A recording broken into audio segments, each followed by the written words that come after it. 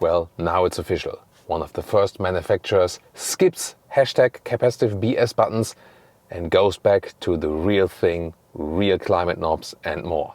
Well, and we found that in the all-new Honda HR-V. Can it be one of the best city SUVs? Let's find out. You've tuned into Autogefuel with Thomas. Please subscribe if you haven't done so far. And thanks also to the Heinen dealership for supplying us the vehicle. Here, the all-new HR-V. Look at that, what a strong and cool look here. I mean, it's a small SUV, but here very bold horizontal fins, Honda logo, and then really slim and wide daytime running lights. So I think they really nailed it here with the styling. Or what's your take? Tell me in the comments. Main headlamp unit below, also full LED. And the turning indicators cascading. Look at that. Pretty fancy, isn't it? The length at 4.34 m or 171 inches, hardly longer than before, but it now has this kind of SUV coupe shape here, so definitely a sporty look. And I think also in the side profile, it's a simple design, but it just works, doesn't it? 18-inch wheels here, also pretty massive. Black is the design scheme for today. So overall, I think maybe they really nailed it. Just have to repeat it design-wise. And I mean, the HR-V isn't famous for being like the design vehicle. I mean, there were generations which were very unique, but this one here, probably the most sporty one. Here, by the way, the rear doors are attached right here, so you have the handle right here. This is also good for the integration that you don't have additional door handles here. Also here in the rear, a very clean design. Here the silver contrast and no fake exhaust at all. And then the beautiful light signature goes all the way across. Also modern signature here. It does remind me of a special vehicle I've seen before though. I don't remember quite now, but maybe you help me out in the comments and then maybe I remember. Thank you so much for that already in advance. And by the way, especially here from the rear, you can see that it does have some ground clearance. I mean, it is somewhat off-road capable. In this generation, they even improved the ground clearance by 10 millimeters. Not that much, but you still see you can have something underneath that. Turning indicators here in the rear, by the way, not that fancy as we've seen in the front. And here, the EHEV badge. What do they mean by EHEV actually? That's a special hybrid system, but what is it? Depending on the market, there comes a 1.5-liter petrol engine, or especially for Europe, the 1.5S hybrid with a very interesting technology. So it either runs pure petrol at higher speeds, motorway or something, or pure electric at lower speeds, or the engine, combustion engine, runs as a generator, but it drives on electric. So really depending on the drive situation, does that work?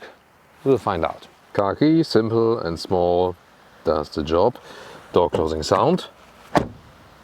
Not too bad. Inside of the door here on the top part is somewhat soft, yes, even softer than here for your elbow. High gloss piano lacquer. This of course not that premium alike, but that's also not the approach of this vehicle. But the door handle here from the inside is actually quite nice. Total fresh design for the interior. The steering wheel looks really sporty, right? And also real buttons in the steering wheel. Left side to control some of the digital instruments, for example, and volume.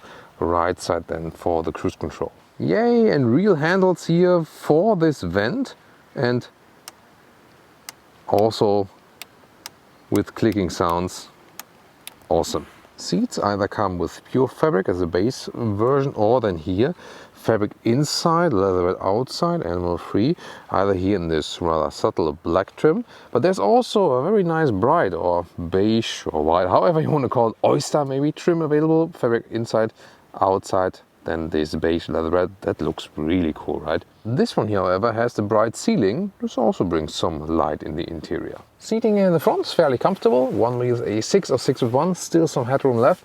The car is small, but it offers ample of space. Steering wheel control, up and down, in and out, both is possible.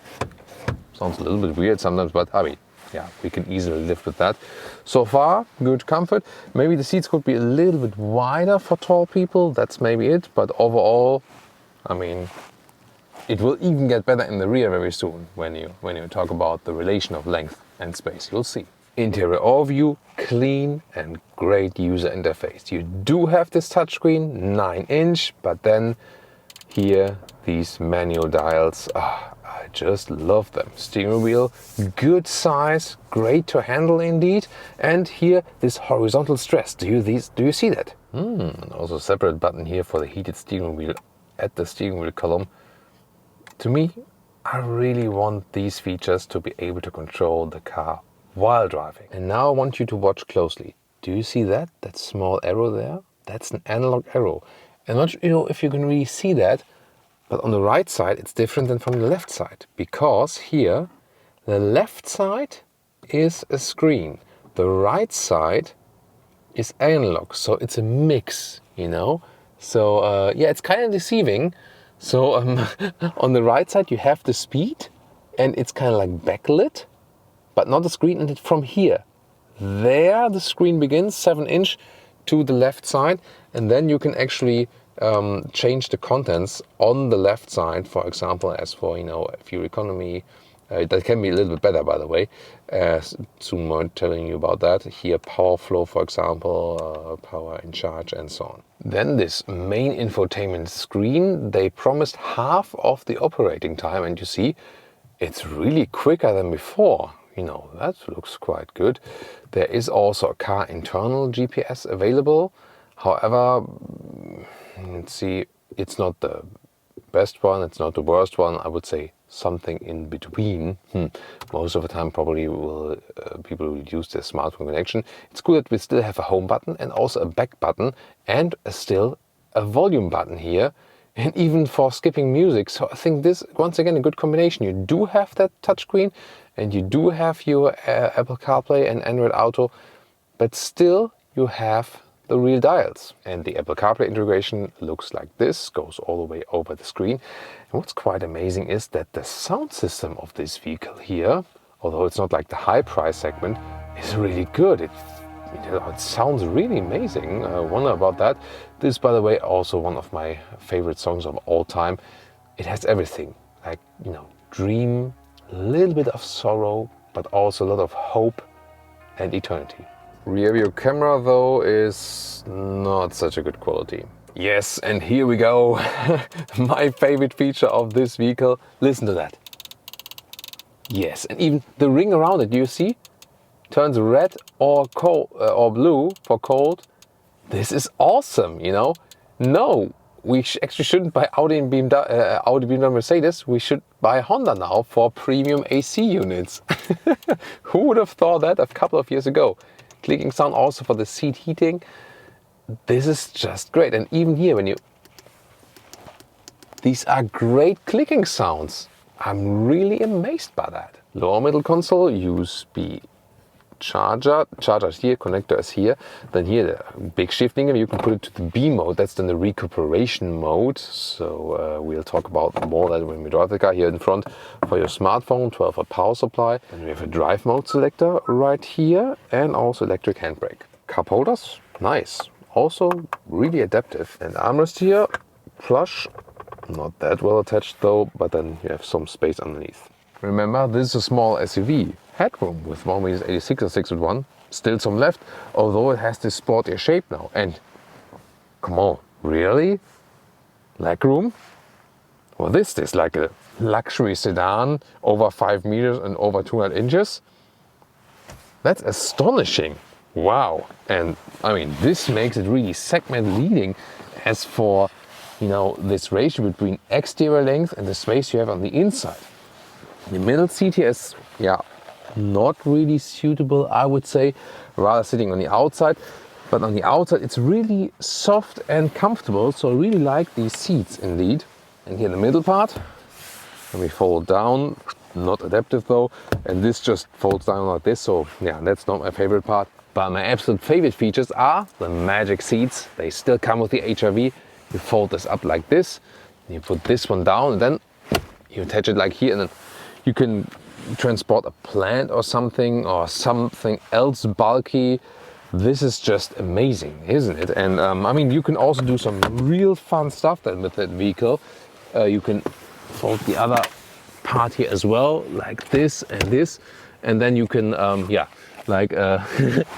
basically walk through the rear. Well, let's take a look at the trunk. Here now also an electric hatch. And here we go, there is this rugged rubber cover available from the accessory part, but you don't have to go for it. Width here, easily 1.40 meters. Here in the front part, even a little bit more. Then here there's exactly 1.40 meters. And the length is 70 centimeters or 27 inches. And the total height here in the trunk is 75 centimeters or 29, about 30 inches. So overall well usable, considering it's a small SUV, and you can reach over here, then just fold it flat, and it really goes all the way flat. And then you can see the length here to the seats is 1.65 meter or 65 inches. Once again, this car is so well usable. Now I removed everything, also the special cover, to show you how flat these seats fold. Look at that. That's really awesome, isn't it? Welcome to Thomas's driving lounge with the Honda HR-V in this new generation. And, well, it's far from being a performance vehicle, but being in our test, it has to face the German Autobahn. So we'll wait for a safe passage on the motorway, start from 40 kilometers an hour, and see how this hybrid goes. Let's go.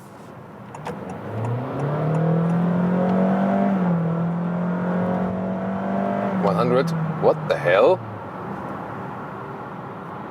Interesting, yeah, switching the lanes.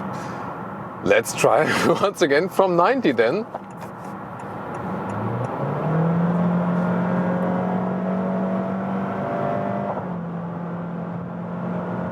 130, 140, 150. You heard that CVT like,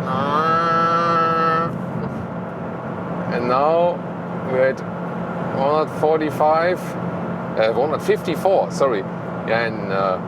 In German it's always the other way around. 154 kilometers an hour. That's it. Of course, it's quite noisy here also at higher speeds, but not as noisy as expected actually. And now let's go back to a reasonable motorway speed, like, you know, let's say like 120 kilometers an hour, 70 miles an hour, and here it's actually fairly comfortable. Suspension also doesn't shake up too much.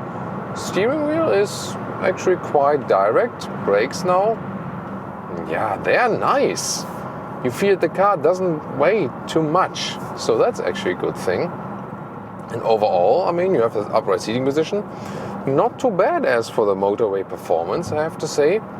And I mean, you don't have most fun with this drivetrain, of course, acceleration-wise and so on. But still just did the test now to be, you know, just curious about the features of the vehicle.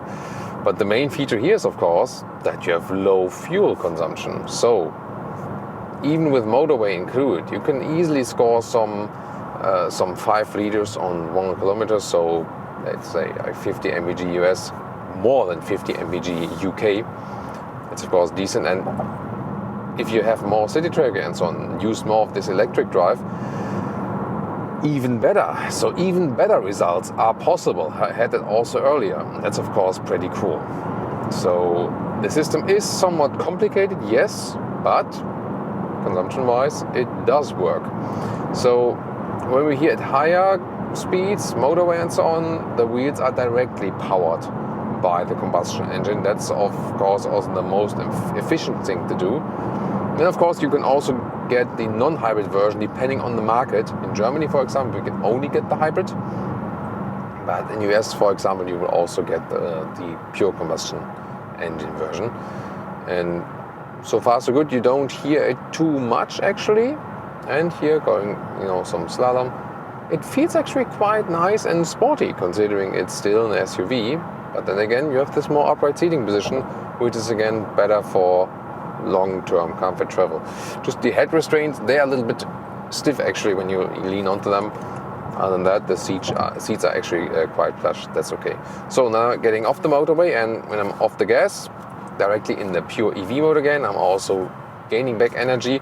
I can either do recuperation with the brake pedal, or I put in here the shifting lever to B mode, and then when I'm off throttle, you have direct recuperation. That is, let's say, easier solution when you're going downhill from a steep mountain for a longer time and you don't have to be on the brake all the time. You put in the B mode, and this is then a helpful thing to have, definitely. But you can adjust the way you want to drive it. I mean, you could also put in the B mode when you say, I like a little bit more engine brake, or I like a little bit more recuperation, or this kind of EV feeling. So, but you can vary it, depending on. Let's go with the B mode here, just a little bit more. Now combustion engine is on because I hit the throttle a little bit harder. Now again, just the EV mode. Switches all the time, combustion engine. And of course, in between, sometimes the engine is running, but it's not powering directly the wheels, but then serving as a generator. So the three modes, and it's always switching back and forth in between that. You can see that here on the gauges, but it would be too dangerous to watch that all the time. Now here in the B mode. Will I have to use the brakes? Let's see. No. Okay, I have to use the brakes. Not taking the chances here. Yeah. So, rather put it here on, like the range or fuel meter or something, and not really watch what's going on right there. Definitely cool thing. I mentioned that in the interior review. While I'm driving, controlling. Yes, the vent strength and the temperature and the vents here, how I want to have them. It's so awesome that they went back here with the manual climate dials. That's just so cool, And we really need to have Honda, obviously, to go back to these. I hope other manufacturers also will think about this and go back. I really like the steering wheel. So the steering itself, told you about that. It was quite nice, but the steering wheel itself is quite slim, has a good grip. So it's not the sportiest vehicle, but considering, chassis-wise, it feels pretty good, and there's a big difference to the previous generation. And also that steering wheel form, basically, because it's so sporty. I feel they have really made this generation sportier. Yes, it's not primarily for driving fun, more practicability and so on. But definitely it is sportier than before, no doubt about that. So definitely more driving funny now. And I also feel, the Jazz is the small vehicle, which is kind of, the technological brother or something. But I feel the HR-V is somehow more fun to drive. I don't know, I'm not sure why that is, but it's just the case. So my initial question was also, the city SUV, it's really tough, like power-wise, engine-wise, it's not so much fun. We already could expect that, but driving fun-wise, it's actually quite decent. And once again, this great practicability, and then also the good user interface. This is really something, So let's go to speed one more time, see how it behaves here in fast. It's not that slow though, so I don't feel that on the motorway I don't have enough power or something. It's quite okay, even when you do some overtaking maneuvers, blind spot mode and side mirrors, now it gets really loud. From the sound from the engine, and of course also wind noise, but still not feeling bad at all here on the motorway. One more fast lane change. Doesn't shake up too much. I have a very good feeling for that vehicle, definitely. Here the bigger wheels in this case also help. Yet again, suspension, which sometimes was for Honda a little bit bumpy, especially when there was some bumps in the road. Here also a good compromise, although it's not the smallest wheel size. Actually, I'm quite happy with the suspension here today. I think they found a good compromise. It's not too soft. Yet again, it delivers you enough dampening comfort. So, and really about driving fun. Shall we try some more winding corners and then see about that? Let's do that. So now in our winding corners plus bumpy road, suspension is doing that fairly good actually. And here now as combination, see here steering wheel, really precise. yeah, that engine here uphill is working definitely, but like chassis-wise, steering-wise, suspension-wise, and fun-wise, so besides of that, you know, engine, the car itself is really a lot of fun to drive. It's just again, and also that with the CVT, you have this very spontaneous reaction and so on. But, you know, as for the driving agility, this is a lot of fun actually. And competitors, recently we had the VW Taigo, or what about the Toyota Yaris Cross? See you there.